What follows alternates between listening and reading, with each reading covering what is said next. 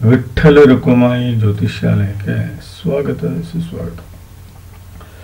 ಬನ್ನಿ, ಲೋಕೇಶ್ ಕುಮಾರ್, ಪುರುಷ, 20 ಮಾರ್ಚ್ 1991, 6:55 ಬೆಳಗ್ಗೆ ಕೊರಟಗೆರೆಯಲ್ಲಿ ಜನನ. ಭರಣಿ ನಕ್ಷತ್ರ, ಮೇಷರಾಶಿ, ಮೀನ ಲಗ್ನದಲ್ಲಿ ಜನನ.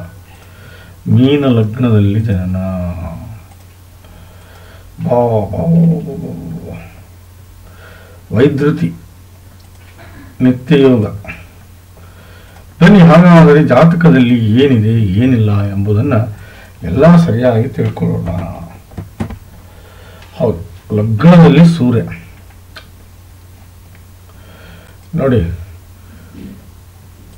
1 ನೀವು ನಿಮ್ಮ ವ್ಯಕ್ತಿತ್ವ, 2 ವ್ಯವಹಾರ, 3 ಪರಾಕ್ರಮ, 4 ನಿಮ್ಮ ತಾಯಿ ಹಾಗೂ ಪ್ರಾಪರ್ಟಿ, 5 ವಿದ್ಯೆ, 6 ಕಷ್ಟ, 7 ದಾಂಪತ್ಯ, 8 ಶತ್ರು, 9 ಭಾಗ್ಯ, 10 ಕೆಲಸ, 11 ಲಾಭ, 12 ವಿದೇಶಿ ಪ್ರಯಾಣ. ಯಾವುದೇ ಗ್ರಹ ಇರಲಿಲ್ಲ, 0 to 6 ಆಗಲಿ ಅಥವಾ 24 to 29 ಆಗಲಿ ಇದ್ರೆ ಲಾಭ ಕೊಡಲ್ಲ. 6 ಇಂದ 24 ಇರಬೇಕು. 0 to 6 ಅಂದರೆ 0 to 10 years ಅಂತ ಅರ್ಥ. 24 to 29 ಅಂದರೆ 65ರಿಂದ 100 ವರ್ಷ ಅಂತ ಅರ್ಥ. 6 ಇಂದ 24 ಅಂದರೆ 15ರಿಂದ 60 ವರ್ಷ ಅಂತ ಅರ್ಥ. ನೋಡಿ, 1, 4, 7, 10 ಕೇಂದ್ರ ಆದರೆ 2 ಧನೇಶ, 11 ಲಾಭೇಶ ಅಂತ ಕರಿತೀವಿ ನಾವು. ನೋಡಿ, 1, 5, 9 ತ್ರಿಕೋಣ ಅಂತ ಕರೆದ್ರೆ 6 ನೋಡಿ, 6, 8, 12 ಕೆಟ್ಟ ಸ್ಥಾನ ಅಂತ ಕರಿತೀವಿ. 3 50-50 ಅಂತ ಕರಿತೀವಿ. ಹೌದು, ಬನ್ನಿ, ಹಾಗಾದರೆ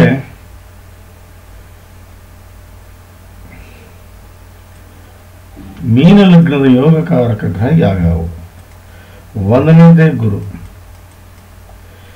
2ನೇದು ಬಂದು ಚಂದ್ರ, 3ನೇದು ಬಂದು ಬುಧ, 4ನೇದು ಬಂದು ಕುಜ, ತಾತ್ಕಾಲಿಕ ಮಿತ್ರ ಸೂರ್ಯ, ರಾಹು ಮತ್ತು ಕೇತು.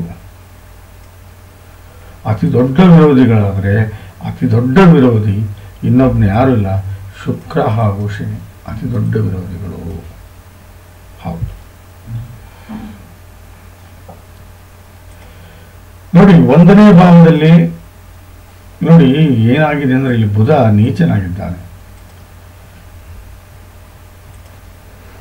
ನೋಡಿ, ನೀಚ ಬುಧ, ಉಚ್ಚ ಗುರು,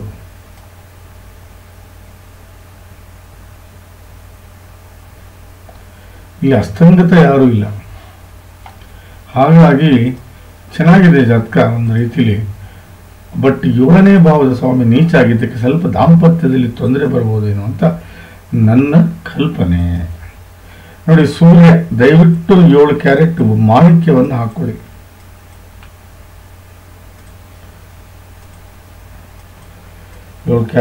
ಮಾಣಿಕ್ಯವನ್ನು ಹಾಕೊಳ್ಳಿ ದಯವಿಟ್ಟು. ಬುಧ ಇಲ್ಲಿ ಅಸ್ತಂಗತ ಆಗಿಬಿಡ್ತಾನೆ, ವರ್ಚುವಲಿ.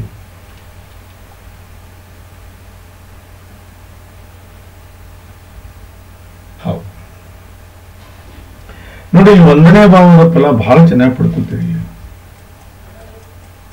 ಸೂರ್ಯ ಕೆಟ್ಟವಲ್ಲ ಮೀನ ಲಗ್ನಕ್ಕೆ, ಯಾಕಂದ್ರೆ ಧನು ಲಗ್ನದ 9ನೇ ಭಾವದ ಸ್ವಾಮಿಯನ್ನು. ಹಾಗಾಗಿ ಒಳ್ಳೆ ವ್ಯಕ್ತಿತ್ವವನ್ನು ಹೊಂದಿರ್ತೀರಿ, ಒಳ್ಳೆ ಗುಣಗಳನ್ನು ಬೆಳೆಸ್ಕೊಳ್ತೀರಿ, ಒಳ್ಳೆ ವಿಚಾರಗಳಿಗೆ ಬೆಲೆ ಕೊಡ್ತೀರಿ, ಒಳ್ಳೆ ಸಂಗತಿಗಳಿಗೆ ಆಸಕ್ತಿಯನ್ನು ತೋರಿಸ್ತೀರಿ, ಮೆಂಟಲಿ ಕೆಪಾಸಿಟಿ ಇರುತ್ತೆ, ಫಿಸಿಕಲಿ ಸ್ಟ್ರಾಂಗ್ ಇರ್ತೀರಿ, ಆಸೆ ಆಕಾಂಕ್ಷೆಗಳು ಇರ್ತವೆ, ಒಳ್ಳೆ ಇಮೇಜ್ ಬೆಳೆಯುತ್ತೆ, ಬುದ್ಧಿವಂತಿಕೆ ನಡೆಯನ್ನು ನಡೀತೀರಿ, ಗ್ರಾಸ್ಪಿಂಗ್ ಪವರ್ ಬಹಳ ಚೆನ್ನಾಗಿರುತ್ತೆ, ಒಳ್ಳೆ ಟೇಸ್ಟನ್ನು ಹೊಂದಿರ್ತೀರಿ. ಇದು 1ನೇ ಭಾವದ ಫಲ. ಹೌದು, ಬಟ್ ಇಲ್ಲಿ ಏನಾಗುತ್ತೆ, ಬುಧ 4 ಮತ್ತು 7ನೇ ಭಾವದ ಸ್ವಾಮಿ ನೀಚನಾಗಿದ್ದಾನೆ. ಅವನು ನೀವು ಅಸ್ತಂಗತ ಮಾಡಲೇಬೇಕು, 7 ಕ್ಯಾರೆಟ್ ಪಚ್ಚೆ ಹಾಕೊಂಡು. ಇಲ್ಲ ಅಂದ್ರೆ ಬಹಳ ತೊಂದರೆಗೀಡಾಗ್ತೀರ, ದಾಂಪತ್ಯ ಅಳಿಸಿ ಹೋಗುತ್ತೆ. ಹೌದು, ಏನಾಗಬಹುದು, 4ನೇ ಭಾವದ ಸ್ವಾಮಿ ನೋಡಿ, ತಾಯಿ ಜೊತೆಗೆ ವ್ಯಾಮೋಹ ಬರ್ಬೋದು, ತಾಯಿ ಜೊತೆಗೆ ಬೇಸರ ಆಗ್ಬೋದು, ತಾಯಿ ಜೊತೆಗೆ ಮನಸ್ತಾಪ ಆಗ್ಬೋದು, ತಾಯಿ ಜೊತೆಗೆ ಹೊಂದಾಣಿಕೆ ಇಲ್ದಂಗೆ ಆಗ್ಬೋದು, ವ್ಯವಹಾರಗಳು ಹಾಳಾಗ್ಬೋದು, ನೆಮ್ಮದಿಯ ಬದುಕು ಕಷ್ಟಕರವಾಗ್ಬೋದು, ಸುಖಮಯ ಜೀವನ ಸಾಗದೆ ಹೋಗ್ಬೋದು, ಒಳ್ಳೆ ಪ್ರಾಪರ್ಟೀಸ್ ಸಿಗದೆ ಹೋಗ್ಬೋದು, ಹೈಯರ್ ಎಜುಕೇಷನ್ ಕಷ್ಟ ಆಗ್ಬೋದು, ಅದು ಅಲ್ಲದೆ ಹಾರ್ಟ್ ರಿಲೇಟೆಡ್ ಪ್ರಾಬ್ಲಮ್ಸ್ ಬರ್ಬೋದು. ದಯವಿಟ್ಟು 7 ಕ್ಯಾರೆಟ್ ಮಾಣಿಕ್ಯವನ್ನು ಹಾಕೊಳ್ಳಿ. ಕಂಫರ್ಟಬಲ್ ಆಗಿ ಮೂವ್ ಆಗದೆ ಹೋಗ್ಬೋದು, ಮನೆಯ ಸ್ಥಿತಿ ಕೆಟ್ಟು ಹೋಗ್ಬೋದು, ಸ್ಟೈಲ್ ಆಫ್ ಲಿವಿಂಗ್ ಹಾಳಾಗ್ಬೋದು, ಮನೆಗೆ ಬಂದವ್ರನ್ನ ಪ್ರೇಮದಿಂದ ನೋಡ್ಕೊಳ್ಳದೆ ಹೋಗ್ಬೋದು, ಸಮಾಜದಲ್ಲಿ ಕೆಟ್ಟ ಹೆಸರು ತಗೋಬಹುದು, ಮೂಲದಲ್ಲಿ ಡಿಮೂವಬಲ್ ಪ್ರಾಪರ್ಟಿ ಹಾಳಾಗಬಹುದು. ಇದು 4ನೇ ಭಾವದ ಫಲ. ನೋಡಿ, 7ನೇ ಭಾವದ ಫಲ ದಾಂಪತ್ಯ ಹಾಳಾಗ್ಬೋದು, ಹೆಂಡತಿಯ ಗುಣಗಳು ಹಾಳಾಗ್ಬೋದು, ಹೆಂಡತಿಗೆ ನಿಮ್ಗೆ ಅಡ್ಜಸ್ಟ್ ಆಗದೆ ಹೋಗ್ಬೋದು, ದಾಂಪತ್ಯದ ಆಯುಷ್ ಕಡಿಮೆ ಆಗ್ಬೋದು, ದಿನನಿತ್ಯ ಬರುವಂತ ದುಡ್ಡಿಗೆ ಅಡಚಣೆ ಆಗ್ಬೋದು, ಪಾರ್ಟ್ನರ್ಶಿಪ್ ಹಾಳಾಗ್ಬೋದು, ಸೆಕ್ಸುವಲ್ ಲೈಫ್ ಹಾಳಾಗ್ಬೋದು, ದಿನನಿತ್ಯ ಒಂದಿನ ಸಾವುಕಾರಕ್ಕೆ ಒಂದಿನ ಬರ್ತಾನ, ಈ ರೀತಿ ಜೀವನ ಸಾಗಬಹುದು. ಸ್ವಂತ ಬಿಸ್ನೆಸ್ ಮಾಡಿದ್ರೆ ಹಾಳಾಗುತ್ತೆ, 100ಕ್ಕೆ 100. ಲಾಭ ಅಲ್ಲ, ಬರೀ ನಷ್ಟನೇ ಆಗ್ಬೋದು. ಪ್ರೊಫೆಷನಿಸ್ಟ್ ಆಗಿದ್ರೆ ಹೆಸರು ಕೆಡಿಸ್ಕೋವ ಎಲ್ಲಾ ಲಕ್ಷಣಗಳು ಕಾಣ್ತಾ ಇದೆ.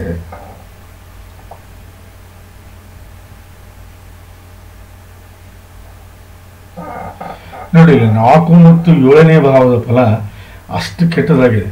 ನೋಡಿ, ಆಕ್ಚುಲಿ ಶುಕ್ರ ಮತ್ತು ಚಂದ್ರ ನಿಮ್ಮ ಧ್ವನಿ ಬಹಳ ಚೆನ್ನಾಗಿದೆ. ಸಂಗೀತಗಾರರಲ್ಲಿ ನೀವು ಸಂಗೀತಗಾರರು, ಸಂಗೀತವನ್ನು ಇಷ್ಟಪಡ್ತೀರಿ ನೀವು. ಸಂಗೀತದಲ್ಲಿ ಇಲ್ಲ ಒಂದ್ ಹಾಡು ಹಾಡ್ತಿರ್ಬೋದು ನೀವು, ಇಲ್ಲ ಸಂಗೀತವನ್ನು ನೀವು ಬಹಳ ಪ್ರೀತ ವ್ಯಾಮೋಹ ಇರ್ಬೋದು, ಪ್ರೇಮ ಇರ್ಬೋದು. ನೋಡಿ, ಇವನು 5ನೇ ಭಾವದ ಸ್ವಾಮಿ ಪ್ಲಸ್ ನೋಡಿ 2ನೇ ಭಾವದಲ್ಲಿ ಬಂದಿದ್ದಾನೆ. ಶುಕ್ರ ಇಲ್ಲಿ 2ನೇ ಭಾವದಲ್ಲಿ ಬಂದಿದ್ದಾನೆ. ಶುಕ್ರನ ಶಾಂತಿ ನೀವು ಮಾಡಲೇಬೇಕು. ಯಾಕಂದ್ರೆ ಮೀನ ಲಗ್ನದ 8ನೇ ಭಾವದ ಸ್ವಾಮಿ ಅವನು. ಹೌದು, ಅಷ್ಟಮೇಶ ಅಂತ ಬರ್ತಾನೆ, 3ನೇ ಭಾವದ ಸ್ವಾಮಿ ಹಾಗೂ ಅಷ್ಟಮೇಶ ಆಗ್ತಾನೆ. ಸೊ ಅಲ್ಲಿ ವ್ಯವಹಾರಗಳು ದುಡ್ಡು ಹಾಳಾಗ್ಬೋದು ನಿಮ್ದು. ಬಟ್ ಶುಕ್ರನ ಶಾಂತಿ ನೀವು ಮಾಡಲಿಲ್ಲ ಅಂದ್ರೆ ನಡೆಯೋದಿಲ್ಲ. ಇಲ್ಲಿ ಚಂದ್ರ ಒಳ್ಳೆ ಫಲ ಕೊಡ್ತಾನೆ, ಅದರಲ್ಲಿ ಯಾವುದೇ ಸಂಶಯವಿಲ್ಲ ನಿಮಗೆ. ಹೌದು, ಒಳ್ಳೆ ವ್ಯವಹಾರಸ್ಥರಾಗಿರ್ತೀರಿ, ಒಳ್ಳೆ ಬಿಹೇವಿಯರ್ ಇರುತ್ತೆ, ಒಳ್ಳೆ ಹ್ಯಾಬಿಟ್ಸ್ ಅನ್ನು ಕಲಿತೀರಿ, ಒಳ್ಳೆ ನಡವಳಿಕೆ ಇರುತ್ತೆ, ದುಡ್ಡಿನ ಒಳಹರಿವು ಹೊರಹರಿವು ವ್ಯತ್ಯಾಸ ಇರುವುದಿಲ್ಲ, ಸಂಬಂಧಿಗಳಿಗೆ ಸಹಾಯ ಮಾಡ್ತೀರಿ, ಹೊಂದಾಣಿಕೆ ಬದುಕನ್ನು ಬದುಕ್ತೀರಿ, ಹಣವನ್ನು ಸೇವ್ ಮಾಡ್ತೀರಿ, ಊಟದ ವಿಚಾರದಲ್ಲಿ ತಗಾದೆ ಇರುವುದಿಲ್ಲ.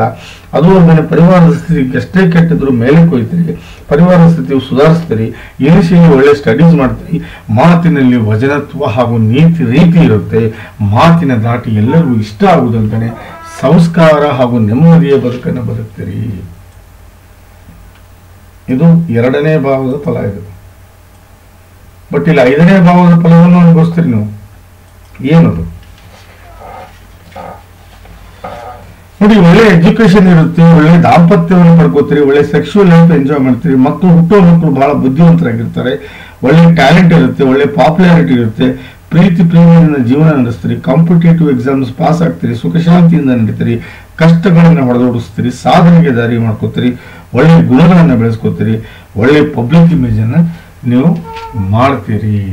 ಇದು 5ನೇ ಭಾವದ ಫಲ.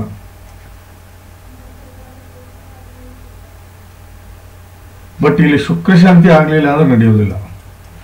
ದಯವಿಟ್ಟು ಶುಕ್ರ ಶಾಂತಿ ಮಾಡ್ಕೊಳ್ಳಿ, ಇಲ್ಲ ಅಂದ್ರೆ ತೊಂದರೆಗೀಡಾಗ್ತೀರ. ಇದು ಮಾತ್ರ ಕಟ್ಟಿಟ್ಟ ಬುದ್ಧಿ.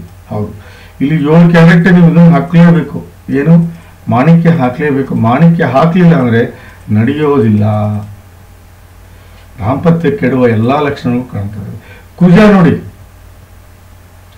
ಯಾರಿವನು 2 ಮತ್ತು 9ನೇ ಭಾವದ ಸ್ವಾಮಿ. 2ನೇ ಭಾವದ ಫಲ ಏನು ಹೇಳ್ಬಿಟ್ಟೆ ನಾನು ನಿಮ್ಗೆ, ಹೌದಾ? ಚಂದ್ರ ಕವರ್ ಮಾಡಿಬಿಟ್ಟ. ಆದ್ರೆ 9ನೇ ಭಾವದ ಫಲ ಸ್ವಲ್ಪ ಲೇಟ್ ಆಗುತ್ತೆ. ಇದು ಏನಾಗುತ್ತೆ, ಗುರುವಿನ ಆಶೀರ್ವಾದ ಸ್ವಲ್ಪ ಲೇಟ್ ಆಗಿ ಸಿಗುತ್ತೆ. ಧರ್ಮವನ್ನು ಲೇಟ್ ಆಗಿ ನಂಬ್ತೀರಿ, ಭಾಗ್ಯವಂತರು ಸ್ವಲ್ಪ ಲೇಟ್ ಆಗ್ಬೋದು, ಪ್ರಾಪ್ತಿ ಪಡ್ಕೊಳ್ಳೋದ್ರಲ್ಲಿ ಲೇಟ್ ಆಗುತ್ತೆ, ತಂದೆ ಜೊತೆಗೆ ನಿಕಟ ಸಂಬಂಧ ಇರೋದಿಲ್ಲ, ಸುಖಮಯ ಜೀವನ ಸ್ವಲ್ಪ ಲೇಟ್ ಆಗಿ ಸಿಗ್ಬೋದು, ಗೆಲುವು ಲೇಟ್ ಆಗ್ಬೋದು, ಸಂಬಂಧಿಗಳಿಗೆ ಸಹಾಯ ಮಾಡ್ತೀರಿ, ಸಂಬಂಧದಿಂದ ಸಹಾಯ ತಗೋತೀರಿ, ದೇವರ ಆಶೀರ್ವಾದ ಸಿಗೋದು ಲೇಟ್ ಆಗ್ಬೋದು, ಸ್ವಲ್ಪ ಆನ್ಮೀಕಕ್ಕೆ ಇರ್ತೀರಿ, ಪುಣ್ಯದ ಕೆಲಸ ಮಾಡ್ತೀರಿ, ಮನೆಯಲ್ಲಿ ನೆಮ್ಮದಿ ಸ್ವಲ್ಪ ಲೇಟ್ ಆಗಿ ಸಿಗಬಹುದು. ಬಟ್ 3ನೇ ಭಾವದ ಫಲವನ್ನು ನೀವು ಅನುಭವಿಸ್ತೀರಿ. ಅಕ್ಕ ತಂಗಿಯರ ಜೊತೆಗೆ ಒಳ್ಳೆಯ ಸಂಬಂಧ ಇರುತ್ತೆ, ಪರಾಕ್ರಮಿಯಾಗಿರ್ತೀರಿ, ಆಟಗಳಲ್ಲಿ ರುಚಿ ತೋರಿಸ್ತೀರಿ, ಬಾಡಿಯಲ್ಲಿ ಸಿಕ್ಕಾಪಟ್ಟೆ ಸ್ಟ್ರೆಂತ್ ಇರುತ್ತೆ, ಕೆಲಸದ ಕೆಪಾಸಿಟಿ ಎಕ್ಸ್ಟ್ರಾ ಆರ್ಡಿನರಿ ಇರುತ್ತೆ, ಹಾರ್ಡ್ ವರ್ಕರ್ ಆಗಿರ್ತೀರಿ, ಕಾಂಪಿಟೇಟಿವ್ ಎಕ್ಸಾಮ್ಸ್ ಈಸಿಯಾಗಿ ಪಾಸ್ ಆಗ್ತೀರಿ, ಬರವಣಿಗೆ ಹಾಗೂ ಸಾಹಿತ್ಯದಲ್ಲಿ ಆಸಕ್ತಿಯನ್ನು ತೋರಿಸ್ತೀರಿ, ಕಲೆಯಲ್ಲಿ ನೀವು ಬಹಳ ಆಸಕ್ತಿ ಇರುತ್ತೆ, ಕಮ್ಯುನಿಕೇಶನ್ ನಿಮ್ಗೆ ಸ್ವಲ್ಪ ತೊಂದರೆ ಆಗ್ಬಹುದು, ಕಮ್ಯುನಿಕೇಶನ್ ಬಹಳ ಚೆನ್ನಾಗಿರುತ್ತೆ, ಬಹಳ ಪ್ರಯತ್ನಶೀಲರಾಗಿರ್ತೀರಿ, ಕೋರ್ಟು ಕಚೇರಿಯಲ್ಲಿ ಗೆಲುವು ಸಾಧಿಸುವುದಲ್ಲದೆ ಚೇಲಾಟದಲ್ಲಿ ಲಾಭವನ್ನು ಪಡ್ಕೋತೀರಿ. ಇದು 3ನೇ ಭಾವದ ಫಲ. ನೋಡಿ, ಇಲ್ಲಿ ಕುಜ ಯಾವಾಗಲೂ 3ನೇ ಭಾವಕ್ಕೆ ಒಳ್ಳೆ ಫಲ ಕೊಡ್ತಾನೆ, ಅದರಲ್ಲಿ ಯಾವುದೇ ಸಂಶಯ ಇಲ್ಲ. ಬಟ್ ಗುರುವಿನ ದೃಷ್ಟಿ 9ನೇ ಭಾವದಕ್ಕೆ ಇರೋದ್ರಿಂದ ನಿಮ್ಗೆ ಅಷ್ಟು ಹೇಳ್ಕೊಳ್ಳೋಷ್ಟು ತೊಂದರೆ ಆಗುವುದಿಲ್ಲ ಅಂತ ಶಾಸ್ತ್ರ ಹೇಳ್ತಾ ಇದೆ. ಅಷ್ಟು ಹೇಳ್ಕೊಳ್ಳೋಷ್ಟು ಶಾಸ್ತ್ರ ಇರೋಲ್ಲ. ನೋಡಿ, ಇಲ್ಲಿ ಧರ್ಮಧ್ವಜ ಯೋಗ ಆಗಿದೆ.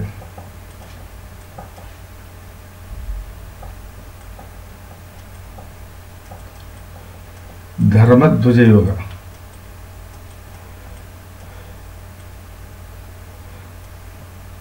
ಪ್ಲಸ್ ಕುರೋಭ್ಯ ಯೋಗ ಆಗಿದೆ.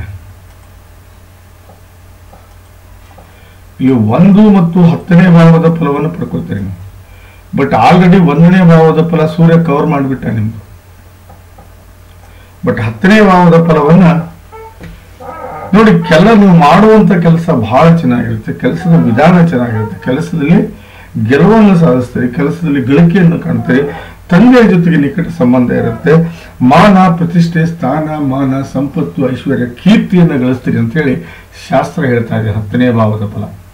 ಹೌದು ನೋಡಿ, ಈ ಧರ್ಮಧ್ವಜ ಯೋಗದಲ್ಲಿ ಹುಟ್ಟಿದ್ರು ಅವರು ಒಂದು ಯಾವುದಾದ್ರೂ ಟ್ರಸ್ಟಿನ ಮೂಲಕ ಒಂದು ಗುಡಿಯ ಸದಸ್ಯರಾಗಿರ್ತಾರೆ, ಇಲ್ಲ ಗುಡಿಯ ಕೆಲಸದಲ್ಲಿ ಇರ್ತಾರೆ, ಇಲ್ಲ ಪೂಜಾ ಸಾಮಗ್ರಿಗಳನ್ನ ಮಾರುವುದರಲ್ಲಿ ಅವರು ಬಹಳ ಎತ್ತಿದ ಕೈ ಇರ್ತಾರೆ. ಅದು ಅಲ್ಲದೆ ಪೂಜಾ ಸಾಮಗ್ರಿಗಳನ್ನ ಮಾರುವುದರಿಂದ ಅವ್ರಿಗೆ 100ಕ್ಕೆ 100 ಲಾಭ ಆಗುತ್ತೆ. ಗುರುವಭ್ಯ ಯೋಗ ಅಂದ್ರೆ ಅದು ಏನಪ್ಪಾ ಅಂದ್ರೆ ಅದು ಗುರುವಿನ ಆಶೀರ್ವಾದ ಸದಾ ನಿಮ್ ಜೊತೆಗೆ ಇರುತ್ತೆ. ನೀವು ಏನೇ ಮಾಡಿದ್ರು ಗುರು ನಿಮ್ ಹಿಂದಿರ್ತಾನೆ ಅಂತ ಅರ್ಥ. ಗುರು ಉಚ್ಚ ಸ್ಥಾನದಲ್ಲಿ ವಕ್ರಿಯಾಗಿದ್ದಾನೆ, ಸೂಪರ್ ಇಟ್ ಈಸ್. ನೋಡಿ, ಧರ್ಮಧ್ವಜ ಯೋಗ ಅಲ್ಟಿಮೇಟ್ ಯೋಗ, ಎಕ್ಸ್ಟ್ರಾಆರ್ಡಿನರಿ ಯೋಗ, ಸುಪೋದ್ಯೋಗ. ಹೌದು, ಗುರುವಭ್ಯ ಯೋಗನೂ ಅಷ್ಟೇ ಬಹಳ ಸುಪೋದ್ಯೋಗ 5ನೇ ಭಾವದಲ್ಲಿ. ಅದು ಒಂದನೇ ಶ್ರೇಷ್ಠ ಮಹಾಲಕ್ಷ್ಮಿ ಯೋಗನೂ ಆಗಿದೆ. ಯಾಕಂದ್ರೆ 1ನೇ ಮನೆ ಸ್ವಾಮಿ 5ನೇ ಮನೆಯಲ್ಲಿ ಬಂದಿದ್ದಾನೆ.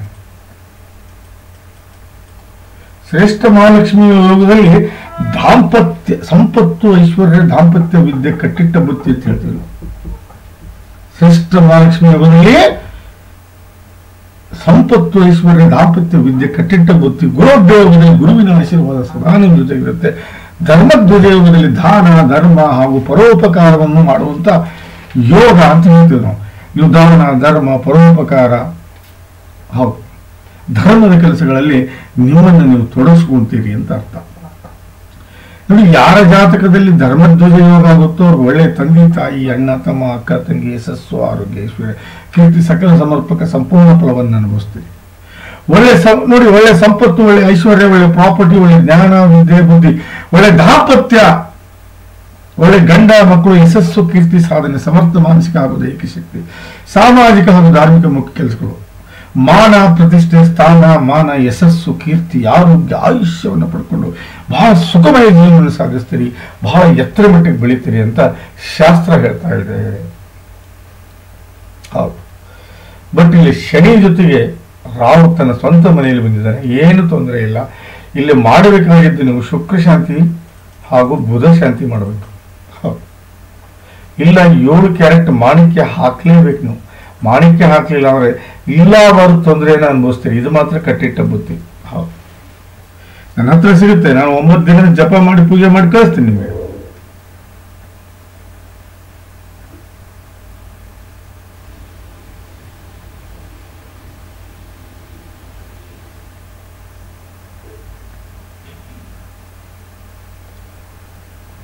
ಒಂಬತ್ತು ದಿನ ಜಪ ಮತ್ತು ಪೂಜೆ ಮಾಡಿ ಕಳಿಸ್ತೇನೆ.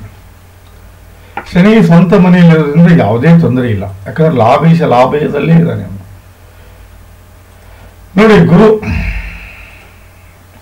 ಸೀದಾ ನೋಡಿ ಇಲ್ಲಿ ಅಸ್ತಂಗತ ಮಾಡಿದ್ರೆ ಇವನ ಅಸ್ತಂಗತ ಆದ ಅಂದ್ರೆ 100% ಹೇಳ್ತೀನಿ, ಇವನ ದೃಷ್ಟಿ ಇಲ್ಲಿ ಬೀಳುತ್ತೆ. ಆಟೋಮೆಟಿಕ್ ಮದುವೆ ಬಹಳ ಚಂದ ನೀಟಾಗಿ ಮ್ಯಾನೇಜ್ ಆಗುತ್ತೆ. ನೋಡಿ, 5ನೇ ಭಾವದ ಸ್ವಾಮಿ ಸೀದಾ 9ನೇ ಮನೆ ನೋಡ್ತಾನೆ, 10ನೇ ಮನೆ ನೋಡ್ತಾನೆ, ನಿಮ್ಮನ್ನ ನೋಡ್ತಾನೆ. ನೋಡಿ, ಇಲ್ಲಿ ಮಾಣಿಕ್ಯ ಹಾಕೊಳ್ಳೋದು ಬಹಳ ಉತ್ತಮ ಅಂತ.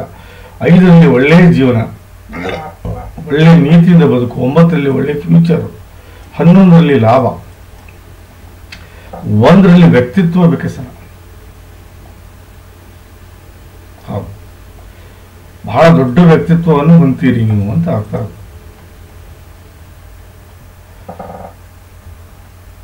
ನೋಡಿ ಶನಿ 11ನೇ ಮನೆ, ನೋಡಿ ರಾಹು ಜೊತೆಗಿದ್ದಾನೆ, ಏನು ನೋ ಪ್ರಾಬ್ಲಮ್. 11ನೇ ಭಾವದ ಫಲವನ್ನು ಕೊಡ್ತಾನೆ. ಅಕ್ಕ ತಂಗಿಯರ ಜೊತೆ ಸಂಬಂಧ ಇರುತ್ತೆ, ಜೀವನವನ್ನು ಲಾಭದಲ್ಲಿ ತುಂಬಿರುತ್ತೀರಿ, ಸಣ್ಣ ಪುಟ್ಟ ರೋಗಗಳಿಂದ ದೂರ ಆಗ್ತೀರಿ, ಆಶೆ ಆಕಾಂಕ್ಷೆಗಳನ್ನು ಈಡೇರಿಸ್ಕೊಳ್ತೀರಿ, ಸಣ್ಣ ಪುಟ್ಟ ತಿರುಗಾಟದಿಂದ ಲಾಭವನ್ನು ಪಡಿತೀರಿ, ಹಂತ ಹಂತವಾಗಿ ಪ್ರಮೋಷನ್ ಆಗ್ತೀರಿ, ಹಂತ ಹಂತವಾಗಿ ಗ್ರೋತ್ ಆಗ್ತೀರಿ, ದುಡ್ಡು ಆಭರಣವನ್ನು ಗಳಿಸ್ಕೊತೀರಿ, ಹಣವನ್ನು ಸೇವ್ ಮಾಡ್ತೀರಿ, ಬ್ಯಾಂಕ್ ಬ್ಯಾಲೆನ್ಸ್ ಮೇಂಟೈನ್ ಮಾಡ್ತೀರಿ, ಮಿತ್ರರಿಂದ ಒಳ್ಳೆ ಸಂಬಂಧ ಇರುತ್ತೆ. ಅದು ಅಲ್ಲದೆ ಮತ್ತೊಬ್ಬರ ಮೇಲೆ ಪ್ರಭಾವ ಬೀರುವಂತಹ ವ್ಯಕ್ತಿತ್ವವನ್ನು ನೀವು ಹೊಂದಿರ್ತೀರಿ, ಇದರಲ್ಲಿ ಯಾವುದೇ ಸಂಶಯ ಇಲ್ಲ.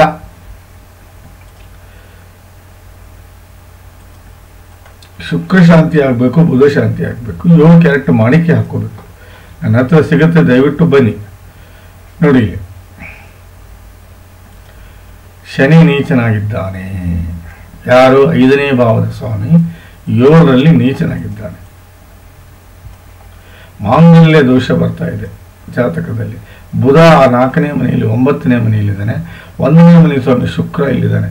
ಬಟ್ ಇವ್ರಿಗೆ ಹೊಂದಾಣಿಕೆ ಆಗುವಂಥ ಜಾತಕ, ನೀವು ಜೊತೆಗೆ ಮದುವೆ ಮಾಡಿದರೆ ಹೊಂದಾಣಿಕೆ ಆಗುತ್ತೆ, ಇಲ್ಲಾಂದ್ರೆ ಇಲ್ಲ. ಹೌದು, ಇಲ್ಲ ತೊಂದರೆಗೀಡಾಗ್ತಾನೆ. ಬನ್ನಿ, ಹಾಗಾದರೆ ಇವರ ಕೆಲಸದ ಬಗ್ಗೆ ಮಾತಾಡೋಣ.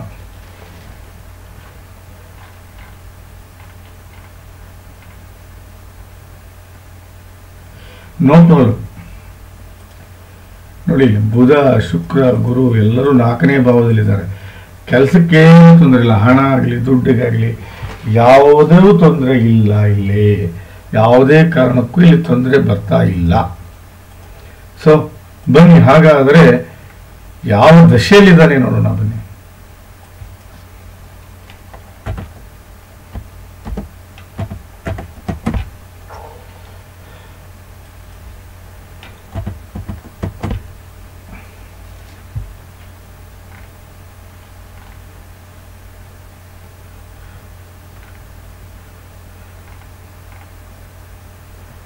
ರಾಹು ದಶೆಯಲ್ಲಿದ್ದಾನೆ, ಈಗ ಶನಿ ಜೊತೆ ಇದ್ದಾನೆ, ಅಷ್ಟು ಎಫೆಕ್ಟ್ ಮಾಡೋದಿಲ್ಲ.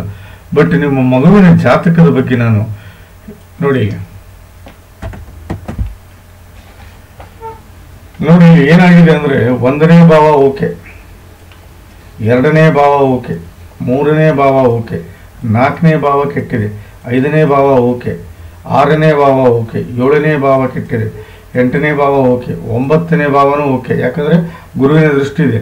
10ನೇ ಭಾವ ಓಕೆ, 11ನೇ ಭಾವ ಓಕೆ, 12ನೇ ಭಾವನೂ ಓಕೆ. ಸೊ ಇಲ್ಲಿ ಬಂದಿರೋ ಪ್ರಾಬ್ಲಮ್ ಏನಂದರೆ 4 ಮತ್ತು 7ನೇ ಭಾವ ಕೆಟ್ಟಿದೆ, ಹೌದಾ? ಅದಕ್ಕೆ ನೀವು ಇಲ್ಲಿ ಏನು ಮಾಡಬೇಕು ಅಂದರೆ 7 ಕ್ಯಾರೆಟ್ಟು ಮಾಣಿಕ್ಯ ಹಾಕಿದರೆ ಅವನು ಅಸ್ತಂಗತ ಆಗಿಬಿಡ್ತಾನೆ. ಅಸ್ತಂಗತ ಆದರೆ ಯಾವುದೇ ತೊಂದರೆ ಬರುವುದಿಲ್ಲ ಅಂತ ನನ್ನ ಅನಿಸಿಕೆ. ಹೌದು. ಸೊ ಹಾಗಾಗಿ ದಯವಿಟ್ಟು ಆ ಕೆಲಸವನ್ನು ಮಾಡಿ ಅಂತ ಹೇಳ್ತಾ ಈ ಜಾತಕದ ವಿಶ್ಲೇಷಣೆ ಮುಗಿಸೋಕ್ಕಿಂತ ಮುಂಚೆ ನಾನು ಇನ್ನೊಂದು ಹೇಳ್ತೀನಿ, ರಾಹು ದಶೆ ಅಷ್ಟು ಹೇಳ್ಕೊಳ್ಳೋಷ್ಟು ತೊಂದರೆ ಕೊಡಲ್ಲ. ಯಾಕಂದರೆ ಶನಿ ಜೊತೆಗೆ ಇರೋದ್ರಿಂದ ಒಳ್ಳೆಯದಾಗುತ್ತೆ. ಇನ್ನೊಂದು ಸರಿ ಹೇಳ್ತೀನಿ ನಾನು, ದಯವಿಟ್ಟು ಶುಕ್ರ ಶಾಂತಿ ಮಾಡ್ಕೊಳ್ಳಿ, ದಯವಿಟ್ಟು ಬುಧ ಶಾಂತಿ ಮಾಡ್ಕೊಳ್ಳಿ, ದಯವಿಟ್ಟು 7 ಕ್ಯಾರೆಟ್ಟು ಮಾಣಿಕ್ಯವನ್ನು ಧರಿಸೋದ್ರಿಂದ ಒಳ್ಳೆಯದಾಗುತ್ತೆ ಅಂತ ಹೇಳ್ತಾ ಈ ಜಾತಕದ ವಿಶ್ಲೇಷಣೆ ಮುಗಿಸ್ತಾ ಇದ್ದೀನಿ. ನಮಸ್ಕಾರ.